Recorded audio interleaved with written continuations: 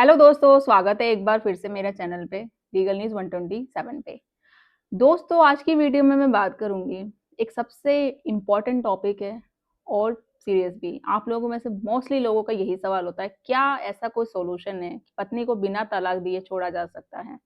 आप लोग social sites पे भी, यूट्यूब पे भी सारी चीज़ सर्च करते होंगे, लोगों की वीडियोज़ भी देखते होंगे, सब बोलते भी होंगे कि हाँ, ऐसा तरीका है, छोड़ा जा सकता है।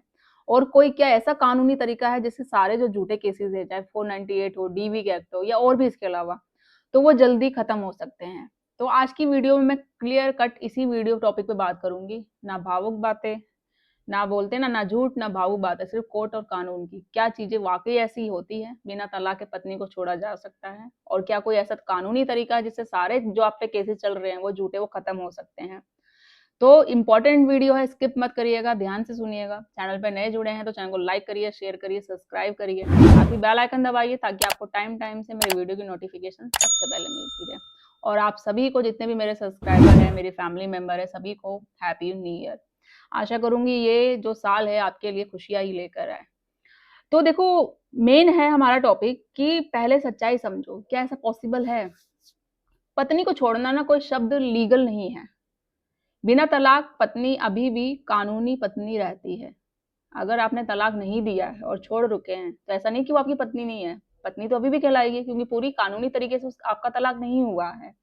इसलिए पति जिम्मेदारी से भाग नहीं सकता अपनी, क्यों बोल नहीं सकता मेरी पत्नी नहीं है, ये नहीं है, जब तक कानूनी तरीके से आपका डिवोर्स नहीं हो जाता है उससे। तो ये सोच गलत है बिल्कुल आपकी। अब मैं घर छोड़ दूं तो सब खत्म हो जाएगा, या पत्नी को रखूं ही नहीं, या फिर केस अपने आप ही खत्म हो जाएंगे। जब मैं जाऊंगा ही नहीं, घर ही नहीं जाऊंगा, कोई कोर्ट का रिस्पॉन्स, जो मेरे पास नोटिस आ रहे, केसेस आ रहे, उनका जवाब नहीं दूंगा, तो सारे केस अपने आप ही खत्म हो जाएंगे। ये लोग आप में से सोच होती है कुछ पतियों की। तो यही गलत सोच होती है आपकी, इसको ही उतारना है। जब आप कोर्ट में जाओगे नहीं, घर छोड़ के भाग जाओगे, शहर छोड़ के भाग जाओगे, तो इससे क्या होगा? प्रॉब्लम आपको ही होगी। कब तक आप छुपते रहोगे? कब तक आप भागते रहोगे? कभी ना कभी तो पकड़ में आओगे। तो छुपने से बेहतर है, भागने से बेहतर है, उस चीज का सामना करो। जब केस हो गया है ना, तो आप लड़ने के लिए तैयार हो जाओ, उठो, खड़े हो और लड़ो। डरो मत, सिर्फ लड़ना है आपको। अब देखो, ऐसा करने से केस और बढ़ जाते हैं। मैंने जैसे बोला, इस तरीके से अगर आप गलत स्टेप उठाओगे तो केस और बढ़ेंगे, क्योंकि जो पत्नी ने एलिगेशन लगाई है वो आप तो बोल रहे हो कि सही है, और यह पता सच में सही होंगे कि आपने ऐसा कुछ किया नहीं। बट जब आप भाग जाओगे, कोर्ट में प्रेजेंट नहीं होगे, कोई जवाब नहीं दोगे, तो कोर्ट में तो वो उसके फेवर में केस जाएगा। ये प्रूव हो जाएगा कि देखो वो केस में नहीं आ रहा है, प्रेजेंट नहीं हो रहा है, किसी बात का जवाब नहीं दे रहा। तो जो पत्नी ने एलिगेशन लगाई है, तो शायद उसने पति ने यही किया है, ससुराल वालों ने यही किया उसके साथ, वायलेंस किया है, ये परेशान किया है, तो कोर्ट में ये प्रूव हो जाएगा। तो केस तो आप पे फिर कंटिन्यू चलेंगे ही चलेंगे और आप हार भी जाओगे।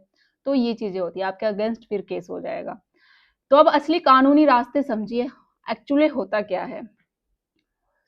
फर्स्ट नंबर, जुडिशल सेपरेशन जिसे हम कहते हैं। तलाक नहीं, लेकिन अलग रहने की कोर्ट इजाजत देता है, और इसके फायदे क्या होते हैं? पति पत्नी साथ रहने के लिए मजबूर नहीं है इसमें। पत्नी डिजर्शन का केस नहीं डाल सकती है। आप डिजर्शन के बेस पे, ग्राउंड पे, जब आपका 2 साल से सेपरेशन हो गया ना, तो इस आधार पे सेक्शन 10 का केस करके आप अलग हो सकते हैं।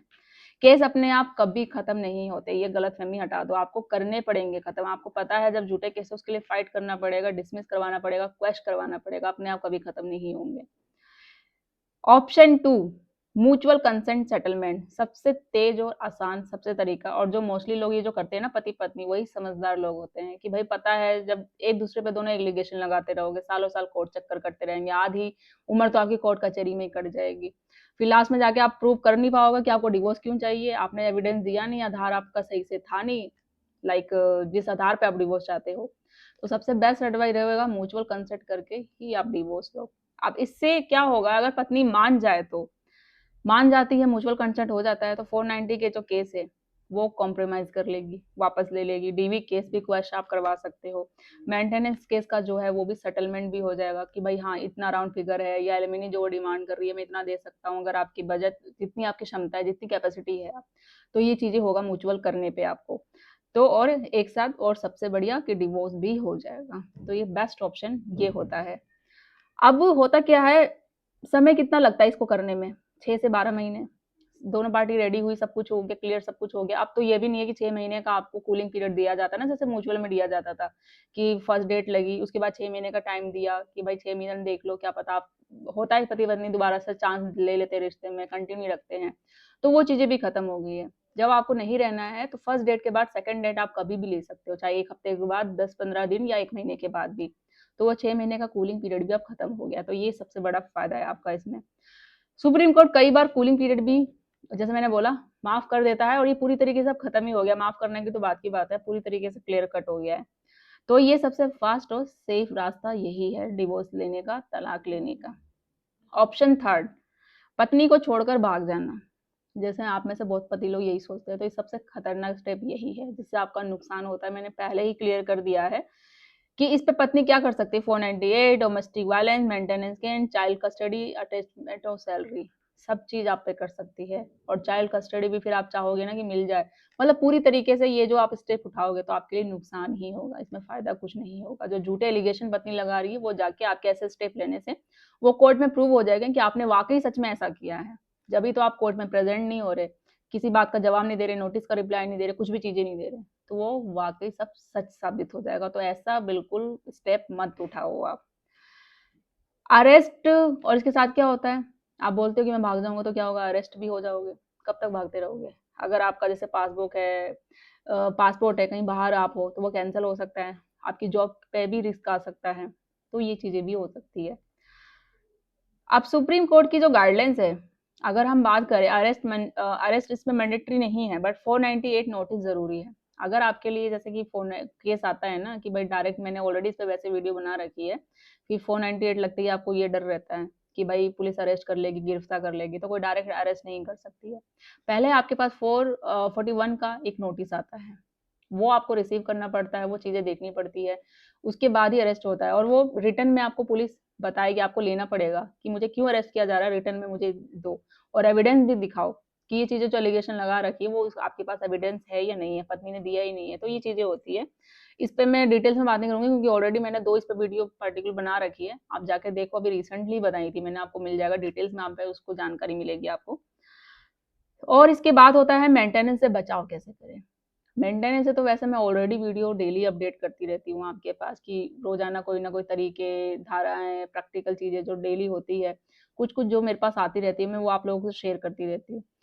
तो अगर पत्नी, सिंपल बात में कहूँ, पत्नी खुद कमाती हो, वो पढ़ी लिखी हो, या उसका जो बैकग्राउंड हो वो जैसे मायके का फाइनेंशियली अच्छा हो, तो इस सिचुएशन में उसको मेंटेनेंस नहीं दिया जाता, या वो अपनी मर्जी से घर छोड़ के गई हो बिना किसी ठोस कारण के और वो कोर्ट में प्रूव नहीं कर पा रही हो, और सबसे बड़ा, या आपको लगता है आपकी पत्नी अडल्ट्री में किसी रिश्ते में है, तो ये सारे ग्राउंड्स होते हैं और भी बहुत होते हैं जिसमें आप मेंटेनेंस देने से बच सकते हैं।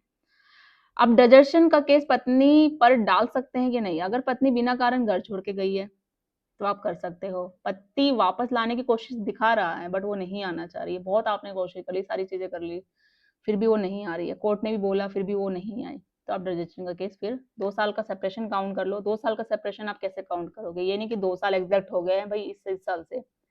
जब पत्नी ने आप पे कोई केस कर रखा हो या आपने कोई कंप्लेन कर रखी, वो जो डेट मेंशन हो ना, उस डेट से काउंट करो आपका 2 साल का सेपरेशन कब होता है, तो जब से आप अलग रह रहे हैं। अब एविडेंस कौन से हो, जैसे सबसे जरूरी बात जो मैं आपको बताना चाहती हूँ, पत्नी को छोड़ने का कोई शॉर्टकट नहीं होता है। सारे केस एक तरफा खत्म नहीं होते हैं कभी भी। झूठी एफआईआर को कोर्ट में लड़ना पड़ता ही है, बिना लड़े कोई केस खत्म नहीं होता है। कानूनी तरीके से लड़ो, भावुक होकर बिल्कुल नहीं, इमोशनल नहीं, फैक्ट पे लड़ो। अगर केस लड़ दिया है तो अब आपको लड़ना ही है। सबसे बेस्ट ऑप्शन यही है केस खत्म करने का, जब लड़ोगे जब भी खत्म होगा केस। इमोशनली अरे यार ये क्या हो गया, पत्नी ने केस कर दी, ये हो गया, जिंदगी खराब हो गई, तो इससे कुछ नहीं होगा। जब आपको पता है जब केस लड़ गया ना, तो सबसे बेस्ट ऑप्शन यही है, लड़ना ही है। और वो झूठे हैं तो वो खत्म होंगे ही। तो बिना तलाक पत्नी को छोड़ा नहीं जा सकता, ये क्लियर कट आंसर आपका यही है। केस खत्म करने का सबसे तेज तरीका है सेटलमेंट प्लस म्यूचुअल डिवोर्स, ये है आपका ऑप्शन। गलत कदम और ज्यादा केस आप पे लगा देगा, तो वो गलत कदम बिल्कुल मत उठाओ। कौन सा गलत कदम है ऑलरेडी मैंने बता दिया है आपको। अगर आप चाहते हैं कि मैं इस 498 से या मेंटेनेंस से रिलेटेड या और भी किसी टॉपिक पे आप चाहते हो पर्टिकुलर मैं वीडियो बनाऊं, तो आप मुझे कमेंट में करके बता सकते हैं, और वीडियो कैसी लगी ये भी ज़रूर बताइएगा। ज़्यादा से ज़्यादा लोगों तक शेयर करिए, और इन सब पर अलग-अलग जैसे मैं वीडियो बनाऊँ किसी टॉपिक पे, आप जो चाहते हो तो कमेंट में करके मुझे यस लिखिएगा, कोई पर्टिकुलर टॉपिक है। तो आशा करूँगी वीडियो पसंद आई होगी, तो ज़्यादा से ज़्यादा लोगों तक शेयर करिए। चैनल को सब्सक्राइब करना बिल्कुल ना भूलिए। जल्दी मिलूँगी मैं कैसे इन्फॉर्मेटिव वीडियो के साथ, तब तक के लिए थैंक यू।